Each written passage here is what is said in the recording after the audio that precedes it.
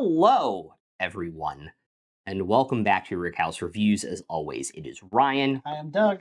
And today we review a lot of people's favorite rye year over year, the Michter's 10-year rye. But before we get into that, if you guys really want to help out the channel, you can like, comment, subscribe, ring that notification bell to get notified whenever we do another review or fun video. And you can share this video with all of your bourbon-loving guys, gals, and non-binary pals. Really does help us out. Now, this is their 10-year single-barrel straight rye from Michter's. A lot of people have liked this year's and last year's, and I think the last couple years. It routinely does extremely well. This is the first bottle I was able to get my hands on. Luckily, got it at Michter's. They had holdovers from the previous week's release and was able to get my hands on one, and I'm very, very happy to have it in my collection. I'm super excited, even though I don't like ryes. Traditionally, although if you guys keep watching the channel, you know that's not entirely true. He's been changing for the better. Did you watch Wicked recently? Maybe. Okay. Sorry. Yeah, you're good. I just didn't break into the song. That's true. So I'm excited to get into this. I really like what Michter's did. It was one of my favorite tours in Kentucky. They put everything in a lower barrel entry proof, which is more traditional. So this one only comes in at 92.8 proof. So you ready to dig in? I am ready to dig in. But before we do, as always, how we do our review is kind of fun and fancy-free. We utilize aroma at 25 points, flavor at 30, finish at 25, buy and recommend 10 apiece, and usually there's some caveats when it comes to those two categories. So with that said, salute to you, salute to me, and we'll see how this guy works out to be. Ooh. That is not bad. We've been letting it breathe for a little extra. We did. That smells like the burnt sugar. A little bit. Some caramelized sugar. Mm-hmm. And like when you get a good Reuben at like a diner and the bread is griddled on the flat top, it tastes like that kind of toasted rye bread. Okay, yep. With a lot of sweetness. That smells delightful. Not usually something I would go for in terms of how much like rye and that licorice anise flavor that it smells like. Mm-hmm.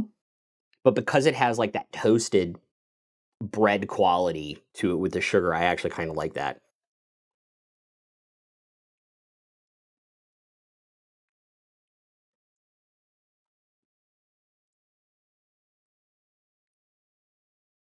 Like that was a little flat.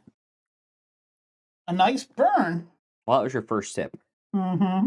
Remember, as I learned, it takes up to three to proof your tongue and get every flavor on the bourbon.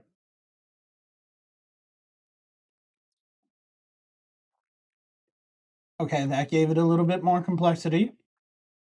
Yeah. But it's just a nice basic bourbon. Rye. I don't know about this guy.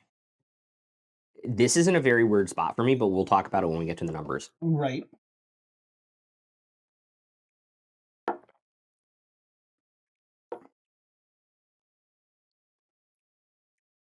I do love the lines that it leaves behind. Did you keep it on your tongue for a second? I did. Okay. Right. Yeah, I was just curious because I got some weird.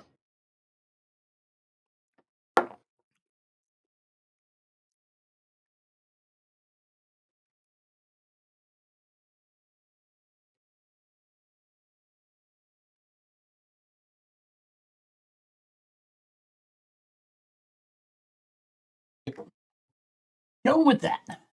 All right, I got my numbers. I did too. That was super fast. Starting with the aroma, out of 25. I really liked it despite the licorice anise flavor on it. I thought it had a lot of sweetness and like that toasted bread note that I enjoyed. I gave it a 21 out of 25. I ended up giving it a 20 out of 25. Cool. The flavor, due to how, again, it still feels like the flavor itself was just a decent single barrel bourbon. Didn't get much of any complexities. I gave it a 20 out of 30. First of all, rye, not bourbon. Rye? But Why rye? I really actually enjoyed this. I gave it a 25 out of 30. 25? Okay, okay. I got this note, and at first I was like, oh no, it's a licorice bomb. Ruh-roh. But it came with like this brown sugar sweetness at the front into like a little black licorice, and then as you let it sit on your tongue, it transitioned from black licorice to like homemade Amish dark cherry licorice, or like Okay. strawberry like homemade strawberry or cherry licorice, like red fruit licorice, into like this wonderful bitter oak vanilla, like burnt vanilla sugar finish Right. that I really liked. What did you give the finish? The finish is what I really liked about it. I Yeah. actually gave it a 23 Okay. out of 25. Cool. I like how it gave a little burn. I like how it I did too. didn't do a full hug, I but it gave a wasn't nice little burn. on like 46%. I wasn't Mhm. expecting that. And it came with everything, and it kind of sat on your tongue a little bit. I really enjoyed it. I gave it a 22 out of 25. I really like the flavor of this. I get why people who don't like rye have traditionally given this A their chance. their rye of the year, or praised it a lot, because There it we does go. have some more of those like traditional bourbon notes Nice. throughout the entire experience. For that, on Buy Again, I gave it a 7 out of 10. Understandable. 6 out of 10 for myself. Cool.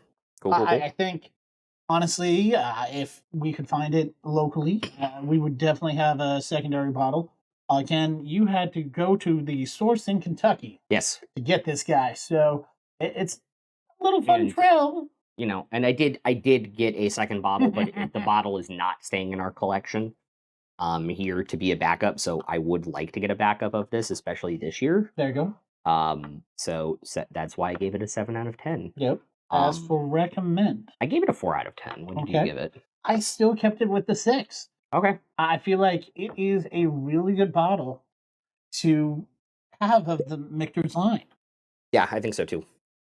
I thoroughly enjoyed it. But I cannot give it more than a 4 out of 10 Understandable. because of the fact that they normally come 3 to a case, which means stores typically only get 1 case, where if it was 6 in a case, they would get 1 case and have 6 bottles. Right. So it's a little bit harder to get.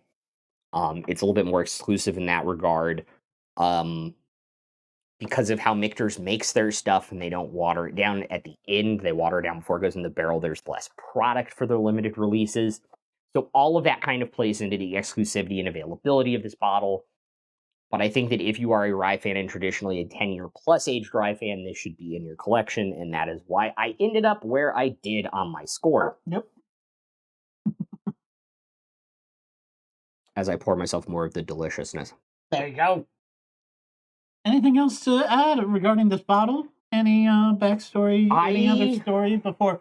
Again, he's gonna have his Kentucky Take video eventually on the It should channel. be out before this video. So I hope. We'll see. If not, he'll have it linked below once Yes. it does get dropped.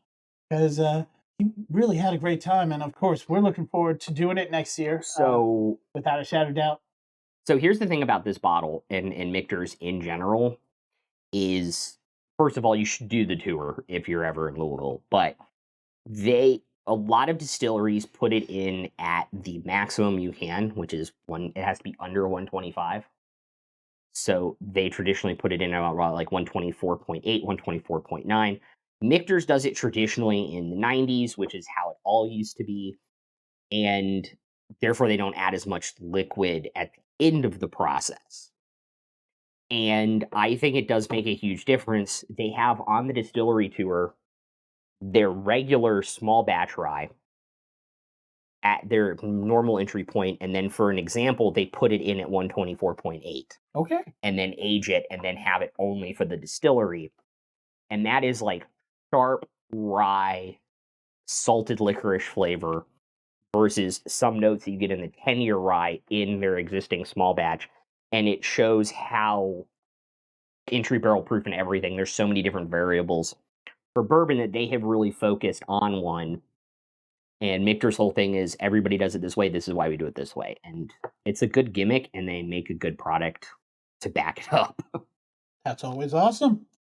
So, Well, as always, guys, if you really enjoy watching our videos, please feel free like, subscribe, comment, ring that bell. Let us know what we're doing right, wrong. If you've had this and you want to give us your score, put it in the comments below. With that, we look forward to seeing you next time here at Rickhouse Reviews. As always, I'm Doug. I'm Ryan. See you next time. Peace out, guys.